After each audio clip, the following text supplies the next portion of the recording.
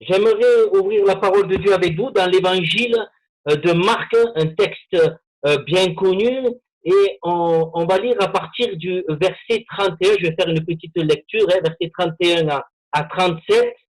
Donc l'évangile de Marc, chapitre 7, à partir du verset 31, il nous est dit au verset 31, Jésus quitta le territoire de Tyr et revint par Sidon vers la mer de Galilée en traversant le pays de la Décapole. On lui amena un sourd qui avait de la difficulté à parler et on le pria de lui imposer les mains. Il le prit à part loin de la foule, lui mit les doigts dans les oreilles et lui toucha la langue avec sa propre salive. Puis, levant les yeux au ciel, il soupira et dit, Ephrata, c'est-à-dire ouvre-toi. Aussitôt ses oreilles s'ouvrirent, sa langue se délia et il parla très bien. Jésus leur recommanda de n'en parler à personne, mais plus il leur recommanda, plus ils le publièrent. Ils étaient dans le plus grand étonnement et disaient, il fait tout en merveille, même il fait entendre les sourds et parler les muets. Et j'arrête ma lecture là.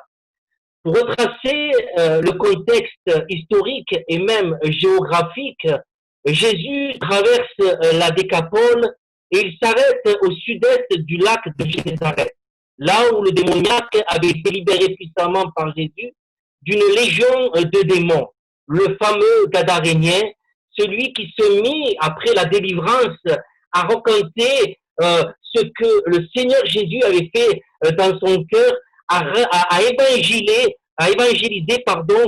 toute la Décapole. D'ailleurs, dans Marc 5, verset 20, il nous est dit, il s'en alla en parlant du Gadarénien, il s'en alla et se mit à publier dans la Décapole tout ce que Jésus avait fait pour lui, et tous furent dans l'étonnement. En fin de compte, cet homme va préparer le chemin de Jésus, et Jésus, après, va faire des miracles, va faire des guérisons, va poser sa main sur les sourds, va poser sa main sur les malades, sur les aveugles. Il va faire d'énormes et de nombreuses guérisons. Comme Jésus, encore aujourd'hui, veut faire quelque chose dans ta vie. Il est celui qui n'a pas changé. Il veut passer dans ta vie, il veut passer dans ton foyer et il veut faire quelque chose d'extraordinaire. Ici, dans ce texte que nous avons lu, nous voyons Jésus faire un miracle, un sourd qui va être complètement guéri et qui va se remettre à parler distinctement. D'ailleurs, au verset 32, il nous est dit, on lui amena un sourd qui avait de la difficulté à parler et on lui pria de lui imposer les mains. C'est-à-dire qu'on va amener Jésus à faire le miracle, mais des hommes vont amener ce sourd à Jésus. C'est-à-dire que cet homme va être en contact avec celui qui a la puissance et le pouvoir de guérir. Comme ce soir, tu peux être en contact avec celui qui peut te guérir, avec celui qui peut changer ta situation, avec celui qui peut faire quelque chose de grand dans ta vie. J'aime beaucoup ce texte-là parce que il nous est dit que tous furent dans l'étonnement et vont me dire concernant Jésus, il fait toutes choses à merveille. Et c'est vrai que quand Jésus agit, quand Jésus fait quelque chose dans une vie, il fait tout à merveille. D'ailleurs, dans Marc 7, je l'ai lu, verset 32, il nous est dit qu'on le pria, c'est-à-dire on pria Jésus de lui imposer les mains quand on vient lui apporter ce malade. Ces personnes vont mener ce soir à Jésus et ils vont prier Jésus de lui imposer les mains pour le guérir. Et moi, je dis qu'ils vont avoir une bonne réaction. Ils vont prier. Et je crois que la base de la manifestation de la puissance de Dieu, c'est la prière. La prière perce quelque chose. La prière est une puissance que Dieu nous laisse à son peuple, à ses enfants. Et c'est vrai que il y a des personnes qui doivent être en contact avec le beau message de l'évangile, mais également nous devons prier celui qui a la puissance de guérir. Il nous est dit que cette foule, pour ainsi dire, que ces personnes, vont amener ce sourd et ils vont dire à Jésus de lui imposer les mains. Prier, c'est une bonne chose. Et là, on voit que cette foule est quand même maladroite concernant la prière, puisqu'ils vont dire impose-lui les mains. C'est-à-dire qu'ils vont dire à Jésus, il faut que tu fasses comme ça, il faut que tu fasses comme si. Ils vont faire de Jésus, pour ainsi dire, un serviteur. Et des fois, un peu, nous sommes comme ces personnes-là qui vont donner des directives à Jésus. Il faut que tu lui imposes les mains. Il faut que tu fasses comme si. Il faut que tu fasses comme ça. Et des fois, nous-mêmes, nous sommes comme ces personnes. Quand nous prions Jésus, ça serait bien que tu fasses ça. Ça serait bien que tu fasses comme si. Oh Seigneur, si tu pouvais si. Mais en fin de compte, Dieu veut nous surprendre et il guérit comme lui, il a envie. Parce que là, il nous dit qu'il va prendre à part ce sourd, pour ainsi dire, et il va mettre ses doigts dans ses oreilles et de la salive sur sa langue. Et je suis surpris d'ailleurs que cet homme n'a aucune réticence. Quelle serait notre réaction si Jésus avait fait pareil? Et je vois que là, pour ainsi dire, Jésus ne va pas obéir à ces hommes qui vont dire impose-lui les mains. Jésus guérit comme il a envie. Et là, il va nous dire qu'il va parler à cet homme, il va lui dire Epratata, c'est-à-dire ouvre-toi. Jésus va lever les yeux au ciel, il va parler au Père et il va dire à cet homme Epata, ce qui veut dire ouvre-toi. Et ce mot, pour ainsi dire, a dû pénétrer dans les oreilles du sourd, a dû percer, pour ainsi dire, quelque chose qui était là et qui a empêché ce sourd, pour ainsi dire, d'entendre. Et Jésus va lui rendre louis. Peut-être que le Seigneur, ce soir, à toi, te dit personnellement, et fatal, c'est-à-dire, ouvre-toi à la grâce de Dieu. Ouvre-toi à la communion fraternelle. Ouvre-toi à la vie de l'Esprit. Ouvre-toi à ce que le Seigneur a prévu pour toi. Parce que le Seigneur veut t'étonner. D'ailleurs, je vais en parler de ça. Il nous dit que tous furent dans l'étonnement. Oui, Jésus veut encore nous étonner. Jésus est celui qui te parle personnellement. Jésus est celui qui te dit, c'est-à-dire ouvre-toi, que tes oreilles entendent la voix de Dieu et que tes yeux voient ses merveilles. Je me rappelle de cet homme qui ne connaissait pas le Seigneur. Son épouse connaissait le Seigneur et son épouse n'a pas arrêté de prier pour que son mari puisse être touché par la grâce de Dieu. Mais il avait un cœur complètement endurci. Et un jour, comme ça, il a voulu faire plaisir à sa femme. Il est venu à une réunion et l'évangile a été annoncé. Et la puissance du Saint-Esprit a percé le cœur de cet homme. Et cet homme a été confondu par la grâce de Dieu. Il m'a dit, il y a quelque chose qui s'est ouvert en moi. Il m'a rendu témoignage. Il m'a dit, c'est comme si des écailles étaient tombées de mes yeux. C'est comme si le Seigneur avait touché mon cœur, comme s'il avait ouvert quelque chose de grand dans ma vie. Et ce même homme me disait, moi qui aimais les boîtes, qui aimais faire la fête, qui aimait tant de choses, pourtant il était marié. Il va se ranger déjà premièrement. Et deuxièmement, il me disait, j'ai appris à voir les choses autrement. Parce que Jésus avait fait quelque chose dans sa vie. Il disait que même la nature, alors qu'il ne faisait pas attention à la nature, il la trouvait belle. Il me disait, même un platane, je le trouvais beau. Ça, c'est le miracle que le Seigneur fait dans les cœurs. Et pour ainsi dire, cette femme chrétienne, cette sœur, va être étonnée de l'œuvre du Seigneur dans le cœur de son mari, parce que maintenant son mari, il s'est converti et il loue et adore le Seigneur. Oui, le Seigneur veut nous étonner. Alors, verset 37 nous est dit, ils étaient tous dans le plus grand étonnement et tout au long des évangiles, nous voyons des hommes réagir au ministère de grâce et de puissance du Seigneur Jésus. Et souvent, cette expression revient dans la Bible. Ils étaient dans l'étonnement. Marc 1, verset 22, c'est un texte qui nous parle également de la puissance de la parole de Jésus. Et il nous est dit, ils étaient frappés de sa doctrine, car il enseignait comme ayant autorité, non pas comme les scribes. Frappé veut dire étonné. Matthieu 7, verset 28-29, après que Jésus eut achevé ses discours, la foule fut frappée de sa doctrine, car il enseignait comme ayant autorité et non pas comme leurs scribes. Comme je le disais, frapper ici veut dire également étonné. Et même les religieux vont être étonnés de tes paroles qui vont sortir de la bouche de Jésus. Un peu plus loin, il nous est dit, et je prends un autre texte, hein, où il nous est parlé également d'un miracle que Jésus va faire, Marc 2, versets 11 à 12, alors qu'on amène un paralytique à Jésus, hein, et il nous est dit, je te l'ordonne, dit au paralytique, lève-toi, prends ton lit et va dans ta maison. Et à l'instant, il se leva, prit son lit et sortit en présence de tout le monde, de sorte qu'ils étaient tous dans l'étonnement et glorifiaient Dieu, disant, nous n'avons jamais rien vu de pareil. Ici, Jésus va pour ainsi dire, poser sa main sur ce paralytique et ce paralytique va être guéri, instauré dans son corps. Il nous dit qu'il va créer l'étonnement tout autour de lui. Jésus, par sa parole, étonné.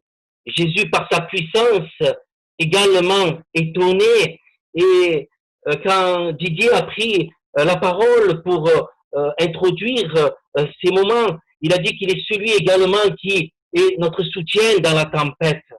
Et dans la Bible, il est parlé d'une tempête, et on connaît tous bien ce texte également, dans Marc 6, verset 47 à 51, où il nous est dit, le soir étant venu, la barque était au milieu de la mer, et Jésus était seul à terre. Il vit qu'il avait beaucoup de peine à ramer, car le vent leur était contraire. À la 4e veille de la nuit environ, il alla vers eux, marchant sur la mer, et il voulait les dépasser. Quand ils le virent marcher sur la mer, ils crurent que c'était un fantôme et poussèrent des cris, car ils le voyaient tous, ils étaient tous troublés.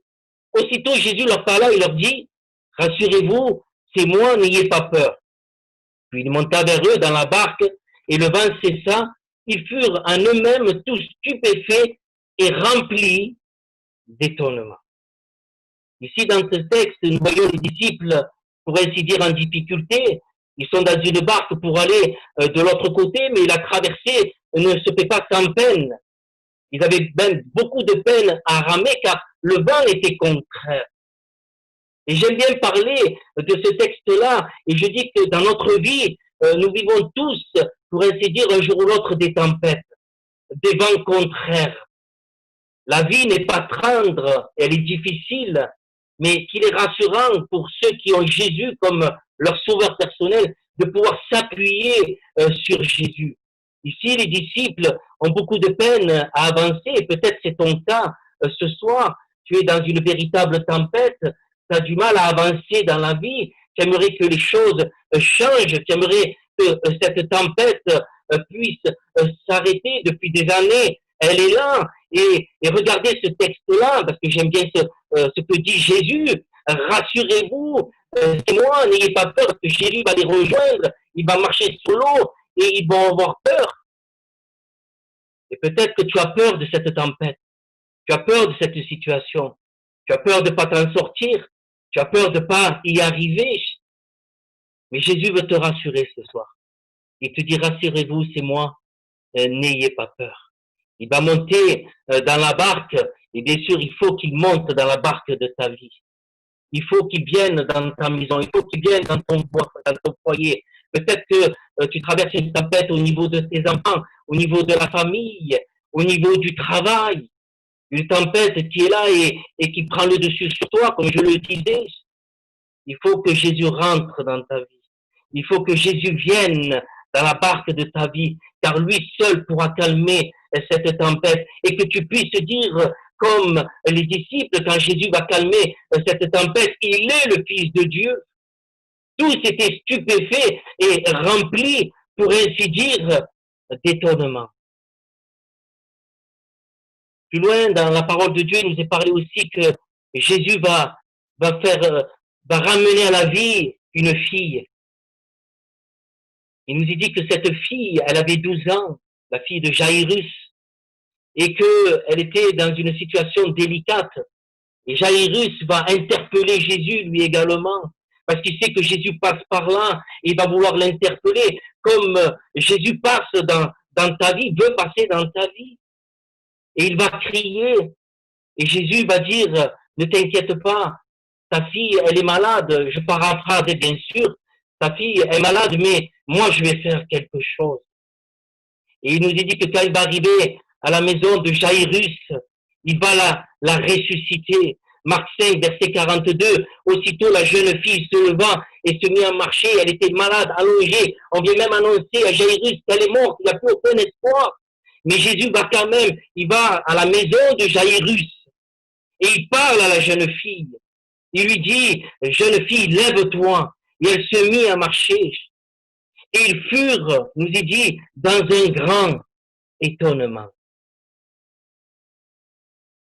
Un peu plus loin également, dans la parole de Dieu, il nous y dit que quand Jésus est ressuscité, ça va créer de l'étonnement. Luc 24, verset 22, il nous y dit, il est vrai que quelques femmes, c'est les disciples qui parlent, que quelques femmes d'entre nous ont fort étonnés, s'étant rendues de grand matin au sépulcre. Fort étonnés, pourquoi? Parce que ces femmes, alors qu'elles étaient dans le tombeau après la crucifixion de Jésus, ils vont y aller et ils le voient, il est ressuscité. Et ils vont annoncer ça aux disciples. Mais ils vont être dans un étonnement, un peu d'incrédulité, pour ainsi dire. Et Jésus va se présenter à eux pour les rassurer. Oui, le Seigneur veut t'étonner ce soir. Le Seigneur a la puissance de te guérir. Il a la puissance de faire des choses merveilleuses dans ta vie. Il a la puissance d'arranger toute situation. Il a la puissance de calmer toutes tes tempêtes. Tellement vas-tu être étonné de la grandeur de Dieu, ou vas-tu être étonné en disant, oh, je ne sais pas si je peux croire en tout cela. Vous savez, aujourd'hui, dans notre société, beaucoup de personnes sont dans l'étonnement concernant le spirituel. Malheureusement, dans le mauvais spirituel. Aujourd'hui, on n'est plus dans l'étonnement des choses occultes. Moi, je sais qu'il y a des personnes qui viennent me voir, qui me disent, vous vous rendez compte, ils arrivent à faire bouger les tables, ils arrivent à faire des choses, à parler aux esprits, à parler aux morts, et ils sont comme étonnés. Mais rien n'est de nouveau sous le soleil, la Bible me le dit. Parce que dans la parole de Dieu, il y a un homme qui faisait aussi des choses extraordinaires. Mais dans le mauvais sens du terme, acte 8, verset 9 à 13, il nous est parlé d'un magicien. Il y avait auparavant dans la ville un homme nommé Simon qui, se donnant pour un personnage important, exerçait la magie et provoquait l'étonnement du peuple de la Samarie. Tous, depuis le plus petit jusqu'au plus grand, l'écoutaient attentivement et disaient, celui-ci est la puissance de Dieu, mais ils se trompaient, qui s'appelle la grande. Ils écoutaient attentivement parce qu'ils les avaient longtemps étonnés par ces actes de magie. Mackenzie recrut à Philippe, qui leur annonçait la bonne nouvelle du royaume de Dieu et du nom de Jésus-Christ. Hommes et femmes se firent baptiser. Simon lui-même crut, et après avoir été baptisé, il ne quittait plus Philippe, il voyait avec étonnement les miracles et les grands prodiges qui s'opéraient. C'est-à-dire que ce Simon crée l'étonnement autour de lui, mais quand il va être en contact avec l'évangile, lui-même va être étonné de la grandeur de Dieu, de la puissance de Dieu. Simon, le magicien qui épatait les gens avec sa magie, va être touché par la grâce de Dieu, va être touché par les miracles que les disciples vont faire avec étonnement. Oui, ce que je remarque, c'est que la puissance de Dieu est bien plus forte que les puissances occultes. Jésus peut te libérer. Et je me souviens de ce jeune homme à Romans, un jeune homme il y a 2 ans à peu près, qui était venu pour la première fois à une réunion d'évangélisation et cet homme, ce jeune homme, ne pouvait pas rester en place. Il a voulu que j'aille le visiter, je suis allé le visiter, et quand je suis allé le visiter, il me dit, j'ai fait un pacte avec les ténèbres, j'ai même écrit une lettre, un pacte de sang, je suis allé très loin avec les puissances des ténèbres, mais aujourd'hui je me rends compte que je suis prisonnier de cela. C'est vrai qu'à l'époque, je me croyais quelqu'un parce que le diable m'a vendu beaucoup de choses, m'a donné beaucoup de choses, pardon. Et là, quand il était venu pour la première fois, quand je parlais avec lui, il me disait, je veux m'en sortir car je me sens comme oppressé, je me sens comme prisonnier. Alors je lui ai parlé de l'évangile, de la simplicité de l'évangile. Il était étonné de cette, pour ainsi dire, simplicité. Jésus-Christ. Il y a eu 2 ans de combat. Et il n'y a pas longtemps, alors qu'on fait nous également des réunions Zoom, lors d'une réunion Zoom, lors d'une réunion d'évangélisation, il a été touché par la grâce de Dieu. Il a été en contact avec Jésus.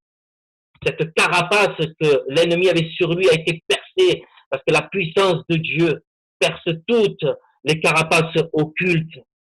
Et ce jeune homme s'est mis à pleurer, à pleurer, à pleurer, à pleurer. Il m'a téléphoné. Et il m'a dit, ça y est, Dieu m'a visité. Et je bénis le Seigneur parce que rien ne résiste à la puissance de Dieu. Cet homme a été étonné par la grâce et l'amour de Jésus. Sachez une chose, c'est qu'il n'y a rien d'étonnant de la part de Dieu. Rien d'étonnant de la part de Dieu. Dans l'Ancien Testament, il nous est parlé d'un récit, que la Bible connaisse bien, Genèse 18, versets 9 à 15. C'est là où Dieu va dire à Abraham que Sarah va enfanter alors qu'elle est stérile, pour ainsi dire. Et la Bible nous dit qu'elle était avancée en âge, et quand Sarah va entendre cela de la part de Dieu, parce que Dieu va lui dire qu'elle va enfanter, elle va rigoler. Pour elle, cela n'était pas possible. Et c'est là où Dieu va dire à Abraham, a-t-il rien qui soit étonnant de la part de l'Éternel? Au temps fixé, je reviendrai vers toi à cette même époque, et Sarah aura un fils. Et dans ce verset, Dieu veut nous dire qu'à lui, tout est possible. Tout est possible au Seigneur. Tout est possible. Par contre, vous savez, Jésus également a été étonné. Et j'arrive à la fin de mon message. J'espère qu'on m'a bien compris. J'espère. J'arrive à la fin de ce message et Jésus également a été étonné. À un moment, il a été étonné par la foi d'une femme qui s'est approchée de lui. Il a été étonné par sa foi parce qu'elle va demander la guérison de sa fille. Et elle va répondre à Jésus quelque chose d'extraordinaire. Elle voulait la bénédiction, elle se l'arrachait et Jésus va dire qu'il a été étonné par sa foi. Mais Jésus peut être étonné également pour notre incrédulité. Dans ce passage de Marc 6, versets 5 à 6, il nous est dit, il ne put faire là aucun miracle, si ce n'est qu'il imposa les mains à quelques malades et les guérit. Et il s'étonnait de leur incrédulité. Jésus parcourait les villages d'alentour en enseignant. Alors moi, je te pose une question ce soir. Vas-tu étonner Jésus par ta foi ou vas-tu étonner Jésus par ton incrédulité? J'aimerais que tu dises, Seigneur, viens au secours de ma foi. C'est vrai que j'ai du mal à croire que tu peux me sortir de cette situation, mais crois-le, parce que tout est possible à celui qui croit. Il n'y a rien d'étonnant de la part de Dieu. Il peut te sortir de là. Il veut se révéler comme le Fils de Dieu. Il veut faire quelque chose de merveilleux dans ta vie. Et je terminerai par ce verset que j'ai cité en introduction. Ils étaient dans le plus grand étonnement et disaient, il fait tout à merveille. Il veut faire toutes belles choses dans ta vie. Ah, tu ne seras pas épargné par la difficulté. Et quand la tempête viendra, tu seras étonné de ce que Jésus est près de toi et qu'il te rassurera. À lui revient toute la gloire. Voilà, que Dieu vous bénisse et j'espère qu'on m'a entendu. Ça n'a pas été évident pour moi, je ne vous le cache pas. En fait, que Dieu vous bénisse, ça a été une joie de pouvoir vous apporter quand même le message de l'Évangile. Que Dieu vous bénisse.